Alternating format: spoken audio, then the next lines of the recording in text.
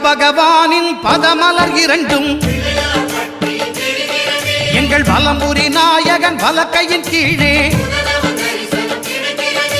புத பகவானின் பதமலர் இரண்டும் எங்கள் வலம்புரி நாயகன் வலக்கையின் கீழே ஞான தேவியின் கணவன் புதனாம் ஞானம் நமக்கு கை கூடும் எங்கள் கற்பகத்தானின் வலக்கை காண வாக்கு வன்மையும் கை சேரும்